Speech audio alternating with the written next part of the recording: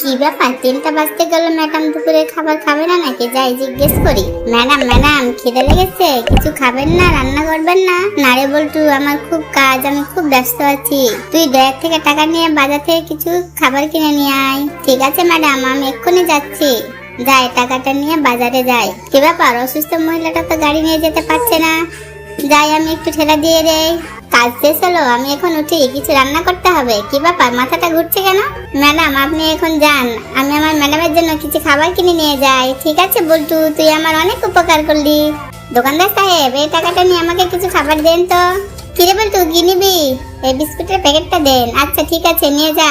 তাড়াতাড়ি বিস্কুটটা নিয়ে বাসায় যাই, ম্যাডামের খুব খিদে পেয়েছে। এই তো বাসায় চলে এসেছি, এবার দরজাটা লক খুলে ফেলি। ম্যাডাম, বাজার থেকে আমি খাবার নিয়ে চলে এসেছি। কি ব্যাপার, ম্যাডাম পড়ে আছে কেন? ম্যাডাম আপনার কি হয়েছে, কথা বলছেন না কেন? ম্যাডাম ম্যাডাম উঠুন উঠুন, ম্যাডাম কি হয়েছে? ম্যাডাম কথা বলুন। যাই, তাড়াতাড়ি শিলা ম্যাডামকে ডেকে নিয়ে আসি। ও ম্যাডাম, দরজা খুলুন। ম্যাডাম। কিরে বল্টু, কি হয়েছে, কি বলছিস? আমার ম্যাডাম অসুস্থ হয়ে পড়েছে, তাড়াতাড়ি আসুন, চল গিয়ে দেখি তো। এই টুম্পা, টুম্পা কি হয়েছে তোমার, কথা বলো। বল্টু, তোর ম্যাডাম তো অজ্ঞান হয়ে গেছে। ম্যাডামের কি হয়ে গেল? দাঁড়া বল্টু, আমি এক্ষুনি ডাক্তারকে কল দিচ্ছি, তুই কান্না করিস না।